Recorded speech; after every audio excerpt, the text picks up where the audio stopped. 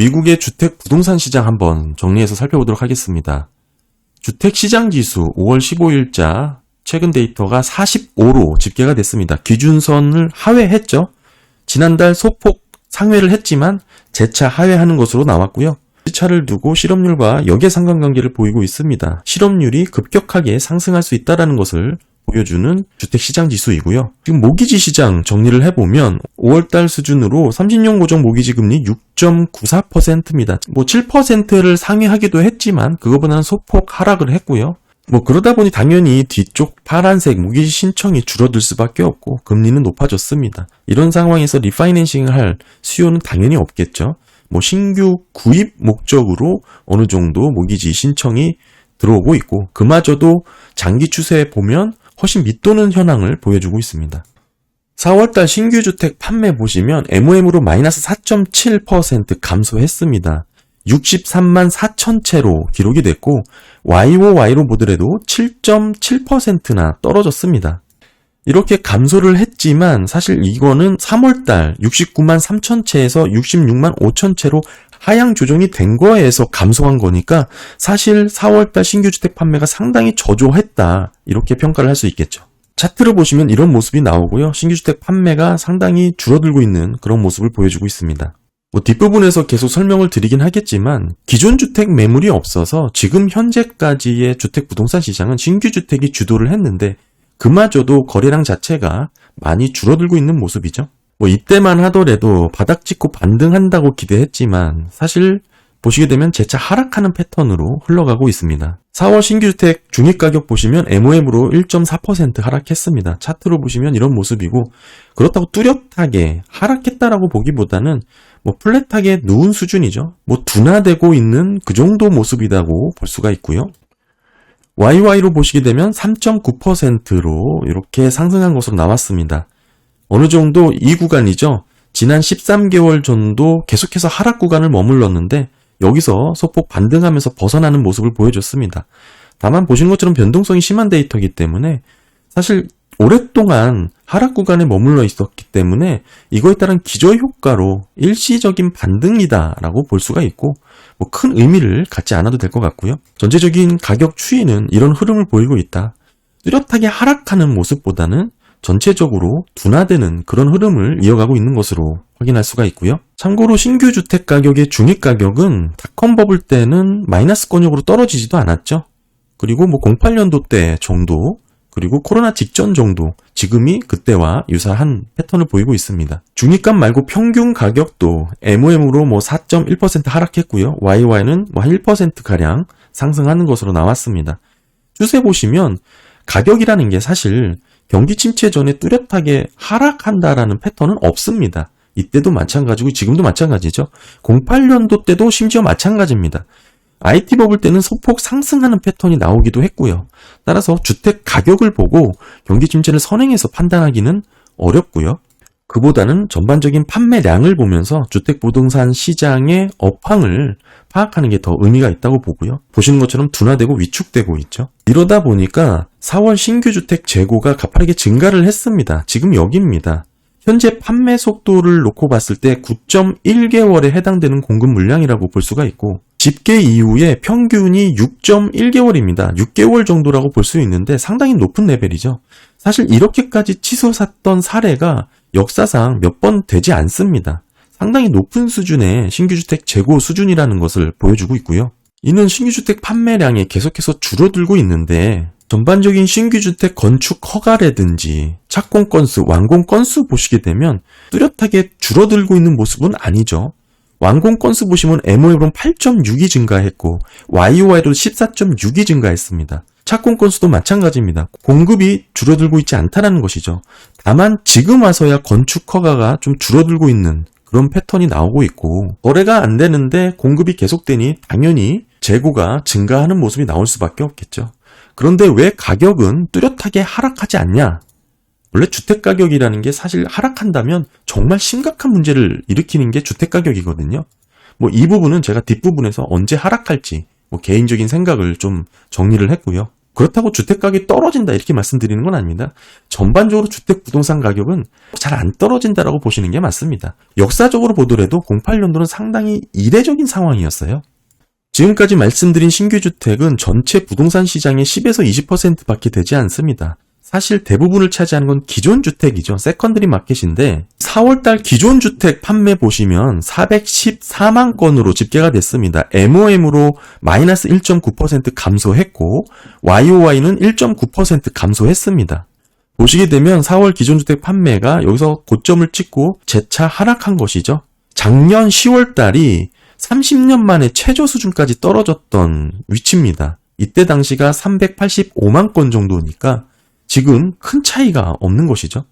따라서 거래량으로만 놓고 보면 신규 주택이든 기존 주택이든 지금 미국의 주택 부동산 경기는 상당히 위축되어 있다라고 봐야 되고, 다만 가격 자체가 아슬아슬하게 유지가 되고 있는 상황이 이어지고 있다라고 봐야 됩니다. 기존 주택 가격은 신규 주택 가격과 달리 계속 우상향하고 있죠. MOM 3.7% 상승했고 YOY로도 5.7% 상승세를 이어갔습니다. 10개월 연속 전년 대비 가격 상승률을 이어가고 있는 상황이고, 물론 3월달 소폭 하향 수정이 된 부분이 있지만 추세적으로 우상향하고 있다는 게 중요한 것입니다. 따라서 기존 주택 중간 가격은 계속 우상향하고 신규 주택은 상승까지는 아니지만 플랫하게 둔화 정도죠. 따라서 전반적인 부동산 주택 시장의 가격은 계속 상승세를 이어가고 있다라고 평가를 할 수가 있는 거고요. 기존 주택은 거래는 없는데 가격은 오르고 있는 그런 상황이 나타나고 있는 거고요. 그러다 보니까 S&P 케이스실러 주택지수 같은 게 6.4%로 최근 데이터가 나오고 있는 상황입니다. 이번 4월달 특이점으로는 기존 주택 재고가 크게 좀 늘었습니다. 전고점을 상회했습니다. 121만 채로 집계가 됐고 MOM으로 무려 9%나 증가했어요.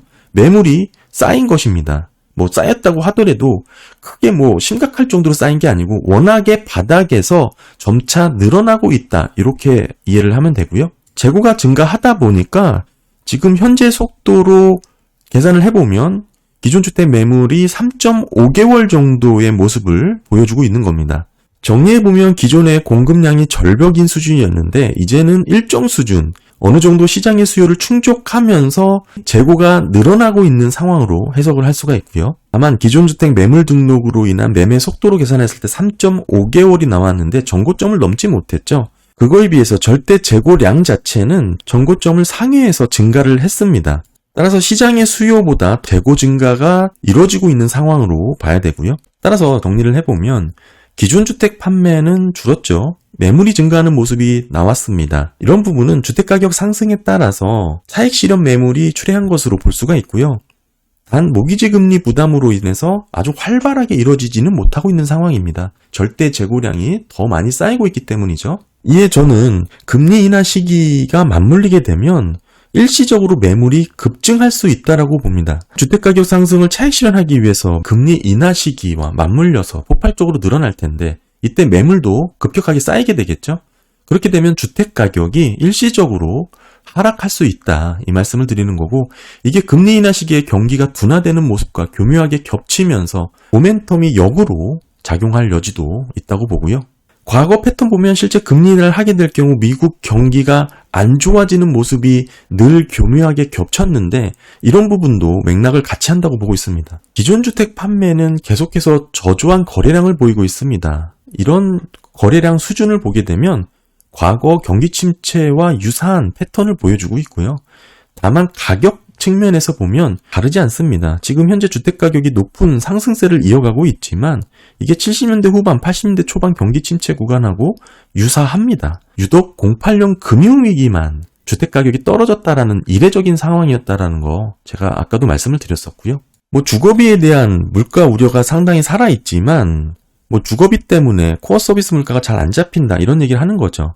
CPI 영상에서도 말씀드렸지만 다만 주거비는 후행적으로 떨어지는 특징이 있고 주택가격이 재차 상승하는 흐름이 있기 때문에 이게 서로 맞물리게 되면서 상세분이 어떻게 반영될지를 판단하는 데 핵심 요인이 될 겁니다. 이게 매번 적절한 타이밍을 잡지 못하게 했던 주요 원인이고요. 대부분 이래서 경기 침체로 빠져들어갔죠. 주거비의 후행적 하락이 나타나는데 이게 주택 상승분이 상쇄를 했잖아요. 그런데 아까 말씀드린 금리 인하 시기가 되면 매물이 갑자기 늘면서 일시적으로 주택 가격이 떨어질 수 있는데 이게 겹치게 되면 오히려 주거비가 급감을 하면서 타이밍을 제대로 못 잡는다는 것이죠. 경기 침체로 가파르게 떨어질 수 있는 우려가 이런 부분에서 포인트 요인이 될 수 있고요. 주택가격 상승이 모든 것을 덮어버리는 핵심 요인이 아니다. 이거를 말씀드리는 거고 거래량이 없는 가격이니 감안해서 살펴봐야 되고요. 이런 상황에서 주택가격이 상승했기 때문에 모든 것이 괜찮다? 과거 사례도 그게 아니라는 것을 보여줬습니다. 따라서 주택가격 상승률 보실 때는 기존 주택이 주도를 하고 있지만 이 자체가 거래량이 없는 가격이고 신규 주택 가격 자체는 상승이 아니고 둔화라든지 소폭 하락하는 정도니까요. 이 두 개를 합쳐버리면 미국 주택가격 증가율은 아까 S&P 기준으로 약 6.4% 정도 상승률을 보이고 있다 말씀드렸죠. 이게 금리 인하 사이클에 접어들면 주거 인플레이션에 가속화될 게 아니라 제가 말씀드린 이 주거비가 후행하는 부분 또는 주택가격 상승분이 상쇄하는 부분이 맞물려서 오히려 경기 침체 양상으로 모멘텀이 역작용될 가능성이 높다. 과거의 대부분 그랬습니다. 이렇게 주택가격 상승분을 보시면 될 것 같고 그리고 최근에 주택시장이 상당히 견고하다고 평가한 카시카리 총재가 있습니다. 이번 금리 인하 사이클이 이런 상황에서 벌어지게 되면 주거비가 주도하는 물가 상승 압력이 상당히 높아질 수밖에 없다라고 지적을 한 것이죠. 여기에 옐런 재무장관은 지금의 제약적인 금리가 주택 문제에 언제든지 확산될 수 있다라고 평가를 했습니다. 한마디로 주택 시장에 대해서 시각이 완전히 다른 것이죠. 경제를 바라보는 의견 자체가 서로 대립되어 있는 상황인데 제가 예전에도 말씀드렸죠. 대체적으로 주요 인사들의 발언은 아무리 경제학자라고 하더라도 정치적인 입장에서 자유로울 수가 없습니다. 첨예하게 이해관계를 바탕으로 논리를 주장하는 경향이 매우 많아요. 순수하게 경제학 측면에서만 접근한다? 사실 그런 거 거의 없습니다. 대부분의 유수의 학자들도 다 마찬가지예요. 정치적인 판단과 이해관계로부터 자유로울 사람이 아무도 없습니다. 따라서 과거 패턴을 믿는 게 제일 정확하고 다양한 노이즈는 걸려듣는 게 제일 좋습니다. 카시카리 총재는 대놓고 공화당원이죠. 지금 금리 인상 또는 고금리 장기화를 주장하는 대부분의 인사들은 공화당 측 인원이 많고 금리 인하를 주장하는 쪽은 민주당 쪽으로 분류를 할 수가 있습니다. 대부분 이렇게 정치적으로 편애하게 나눠서 경제 대립을 하다 보니까 결과는 경제가 산으로 가게 되는 그런 모습을 늘 보여왔죠. 이게 대부분의 과거 패턴이라고 보시면 됩니다. 네, 오늘 4월 주택 부동산 시장 살펴봤습니다. 감사합니다.